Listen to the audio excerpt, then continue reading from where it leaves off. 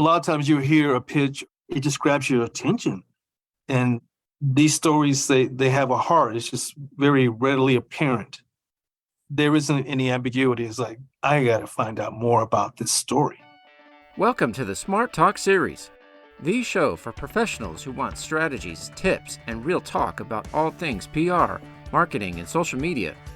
Your host is Melissa Vela-Williamson, an award-winning, accredited, and nationally recognized PR pro and communication thought leader. And now your host, Melissa Vela-Williamson. Hello and welcome to the Smart Talk series. I'm Melissa Vela-Williamson. This season, our focus is on passing the mic. Today, I'm joined by Vincent T. Davis. Award-winning Express News columnist and feature writer Vincent T. Davis has been telling human interest stories for the paper since 1998. We've worked on stories together about nonprofits, animals, seniors, and unsung heroes since 2005. His feel-good, heartwarming stories shine a light on extraordinary people in his coverage area. Welcome, Vince. Hey, Melissa. Thanks for having me. Hey, I'm excited to officially chat with you in this medium because you and I have been talking both as professionals and as friends for many, many years here. So tell our listeners all about yourself. Tell us about your background and what your work is like today. Well, so I came to journalism after spending 22 years in the Air Force, retired here in San Antonio in 1997, got involved with journalism through the Ranger student newspaper at San Antonio College, met some contacts at the San Antonio Express News and started there as an editorial assistant, worked my way up to a freelance writer, and in 2003 became a reporter. And what I like to say is he's one of the very few people who really focuses on good news. Yeah. Vince, that's something we've talked about a long time. And how did you come to start really focusing on more of these heartwarming stories? Well, I started out like everyone else writing obituaries and on the crime beat, but I was really captivated by the reporters who wrote feature stories. And most of the feature stories, always delved into the lives or, profiles of people who often don't get a lot of notice. They just go about their lives doing things they wouldn't consider extraordinary. But I found while I was out covering stories, running into these folks and really just wanted to know more about them and share their stories with our readers. My editors noticed that and they kind of gave me the free rein to go out and actually find stories, go out on the streets for hours and just talk to people about their lives. So I've been very fortunate in that respect. So that's kind of what led me to the editors allowing me to have a column, where I speak to everyday people who live in and around San Antonio. Yeah, his column is called San Antonio Stories, and currently it runs Mondays. And so I think that's a great way to start the week, right? A lot of people are like, oh, it's Monday. But I like your column because it's definitely a pick-me-up about the good people do and the extraordinary efforts they make, whether they realize that or not. But you also do general assignments reporting. So what's going on in the city. Yeah. Yeah. And you're featured as a pass the mic voice in my book, Smart Talk, at the end of chapter 3, which is titled Media Relations, Do's and Don'ts. And there you share how to identify a good PR source, which is kind of the gold standard, right? Mm-hmm. So tell us how you determine when a PR pro is a good source or not. What have you learned about that? I've been pretty fortunate, I think, that most of the PR pros that I work with, they know or try to understand what pitches are appropriate for the reporter they're working with. And well, you were one of the first, and you kind of set the standard that, whenever I would work with you, I never had to ask for information or details because everything was there. Whatever you sent to me or emailed to me, everything I needed was there. Phone numbers, sources, times, dates, which just made my job easier. And I really appreciate that. And the other thing was timeliness. If there was an event coming up February 14th, you wouldn't send it February 12th or February 13th. You would always send it a good 2 weeks ahead of time. And then we would work together as far as availability of photos or if something changed. So working with someone who was able to pivot when needed has always been a plus.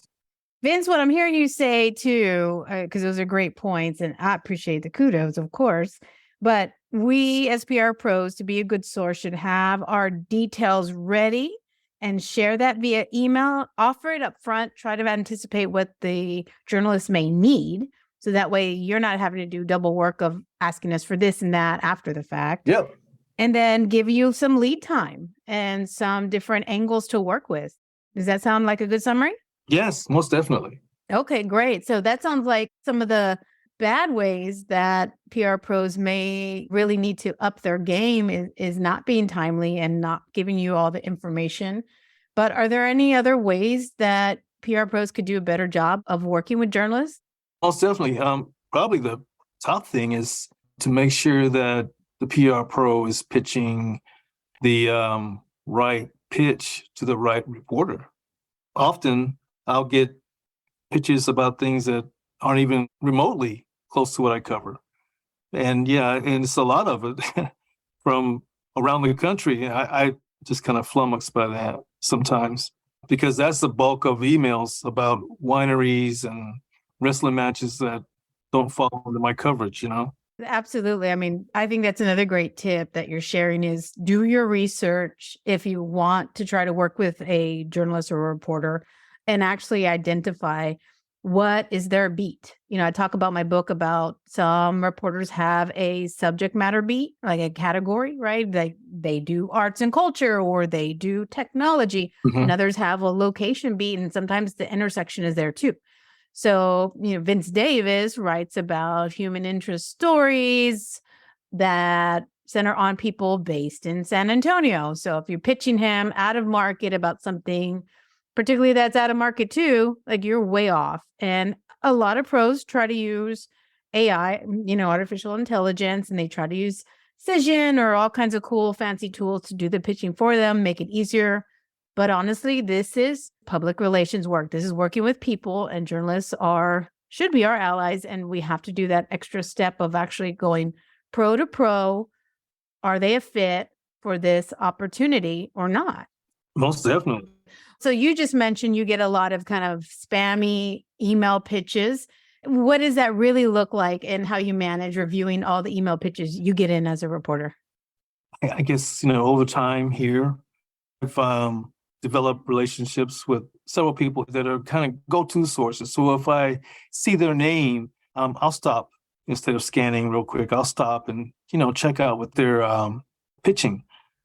So that's always helped me out a lot, is developing those relationships. And I know that's something we'll probably talk about, but that helps me to separate things that I may be interested in and spending some time in and maybe contacting them to see, exactly if this is something that we can move forward on. So that's what I do in the mornings, is try to do that throughout the day and make a list of things to follow up on. So that's been what's helped me out for many years. Yeah, I think that's really important to note that it really is about the relationships. Like in the book, I have a chapter about the relationships you need to be successful. But I'll tell you, I still work with as I'm like mentoring aspiring PR pros, and it doesn't matter their age or anything. One of the things I keep saying is you need to go make friends with the journalists. Mm-hmm. You need to go to their events. You need to go to their mixers. You need to support their galas. You need to volunteer on their boards where they'll let you support and mix in with them. Because if they know you by name, like I did a Twitter poll before I wrote the book because I wanted to see, okay, is it really the source? Is it the name of the person you get the email from? Or is it the actual, sexy subject title, right? Mm-hmm. And by and large, it was the source. If they know you and they know you as a reputable source, a trustworthy source that has good ideas and good connections, they're more likely to email it. That's what journalists say. And really, that's been my experience. But I think as a pro who's trying to mentor others and teach them the way of media relations, I'm like, you need to go make these relationships yourself, because there will be a time where I sunset my media relations pitching Hmm. And those relationships go with me. So you need to get to know Vince Davis. You need to get to know the different reporters and editors out there so that they can understand when they see your email coming that maybe I should open it. Yeah, someone who's starting out, a journalist or a PR person, I don't know. It just seems like we're in this field of communication. And so it's sort of like the go-to for between us is to go out for coffee or just check in every so often, even if you're not pitching something, especially if we're going to be working on something in the long term or you think you may be. I mean, it's not to try to start a personal relationship, but this person's like, oh, I don't have anything right now, but I heard something's coming up down the road. And then they may make a notation of it or note that. But then they also know that building some type of work relationship, this person can figure out, okay, this is my go-to person. I'm looking for this. Breaking news just happened. And this person has access to people I can talk to. Well, it's a lot easier to call that person, text or email and say, hey, I got a deadline and in about 2 hours, can you help me out?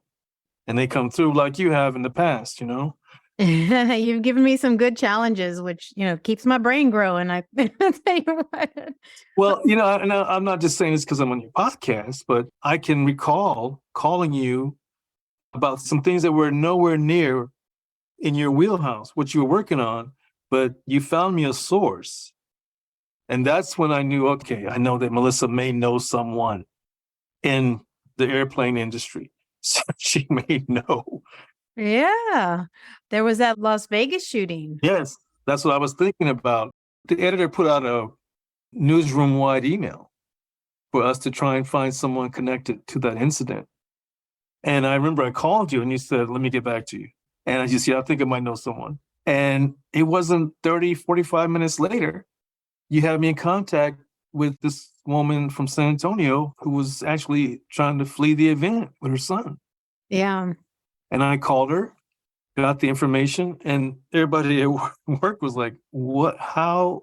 But that's all kudos to you. Yeah. No, that's really important. I think with that, obviously, I don't work with clients related to a lot of those instances that unfortunately happen.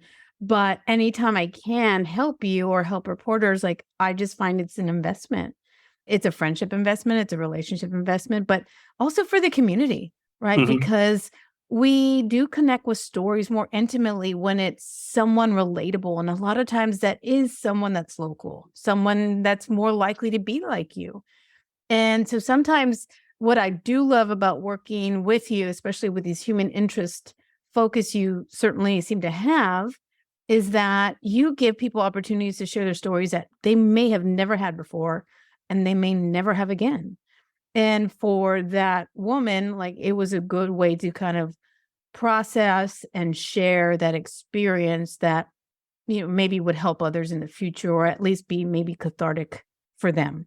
So I really appreciate that. And yeah, if we all as PR pros and communicators and all types of people end up working in media relations, if you can take that moment to say, it's not on my roster, but let me see what I can do. And you send out that message to colleagues. Or for me, a lot of times I just crowdsource on social media. I'm like, hey, does anyone know someone that does this or that? And Mhm. sometimes it's honestly just fun to hunt and do something different than your day-to-day work or day-to-day client roster. So thanks for those opportunities. But yeah, it's absolutely an investment.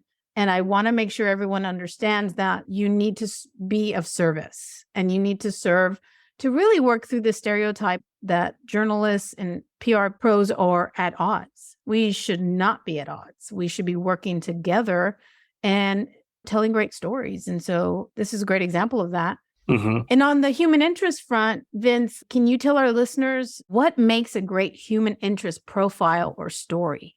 What are you looking for?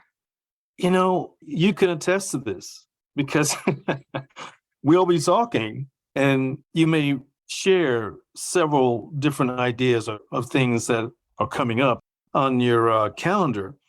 And midway through, I'll hear something and it'll jump out. What you've said about this person or this situation jumps out and it stops me. And so It's sort of like when you're out trying to look for a story. And we used to go out driving around town for hours. Sometimes it just take an hour. You go out, you see something, you stop, and you're like, why are you doing this? Why is this homeless man taking the food that's been given to him by the church and taking it and feeding the animals in the park? That's a story. That's a story we found about 2 blocks from the paper years ago. It just piques your curiosity, like, what is that? And so when you ask that question, that kind of opens up things. But a lot of times you hear a pitch, it just grabs your attention. And these stories, they have a heart. It's just very readily apparent. There isn't any ambiguity. It's like, I got to find out more about this story.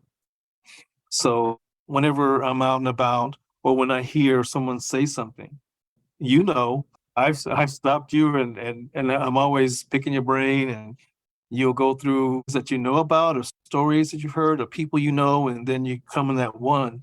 I think it was like I was looking for a Fiesta story, and you told me about the Fiesta King. Yeah, it was a gentleman from St. Mary's, and he like totally lived Fiesta, which if you're not from San Antonio, this is the biggest nonprofit and cause fundraiser in the city. And it's like 11 days of fundraising, but all types of different parties that for good, right? Right. It's a lot of fun. And this gentleman like just was hardcore. And so it happens every year. So that's another criteria, is like timeliness, right? And so as journalists, you're looking for what is a different type of story we can tell about that.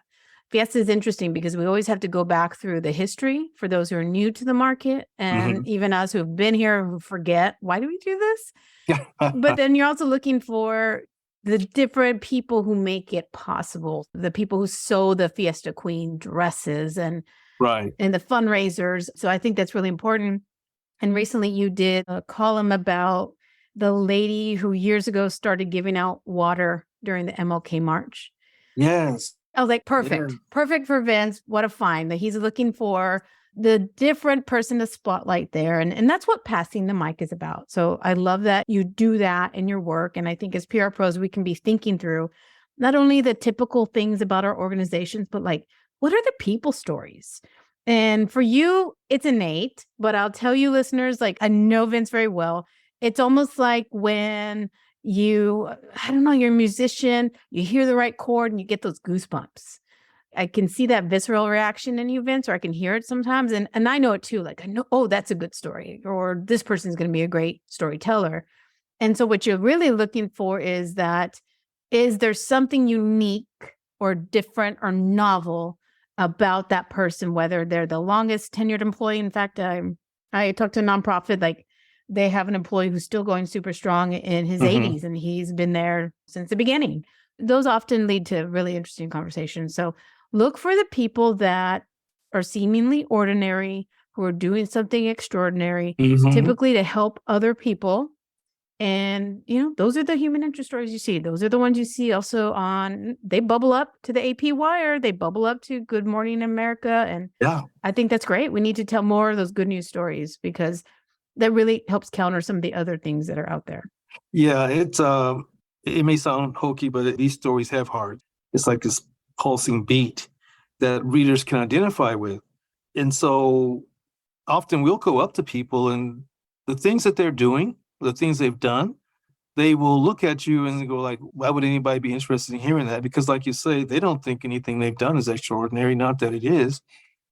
But I just relish having the opportunity to go out and tell stories of people who probably would never be in the paper or haven't been in the paper, would ever do anything bombastic or crazy or corrupt, like them get headlines. Yeah. But I like the fact that we can share stories and find out we're not so different. We're more alike than we are different because we all have different experiences. Right. And my editors, I have to give a shout out to my editors who gave me this opportunity to go out to find these stories. Just an aside, the story about the woman who hands out bottles at the MLK March was just an email from her daughter-in-law. She just posted it and she sent it to the city desk and myself. And as soon as I saw it, I was emailing as quick as I could. You knew, you got the goosebumps. That's smart. And that's a great point.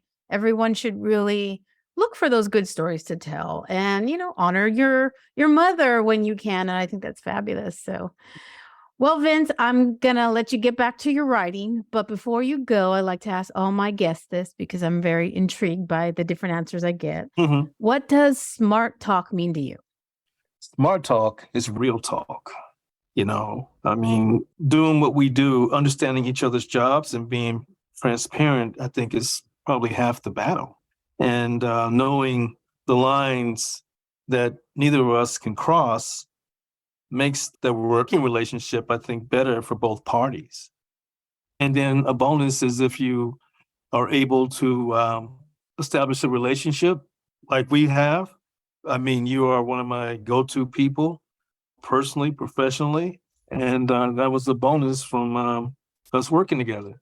So thank you. Oh, thank you, friend. That's real talk because I don't think you can have that real trusting relationship without that honesty. But to your point, there are boundaries and there are professional nuances people should know. So if you are not an experienced media relations professional that is doing things in a positive way, or, maybe you've gotten some feedback, definitely check out the book on that chapter because I certainly wag my finger and say, this is how we should be doing it with those boundaries in mind, right? Yes. So Vince, this was so fun. And I know people will probably have great story ideas for you and want to connect with you. What is the best way for our listeners to connect?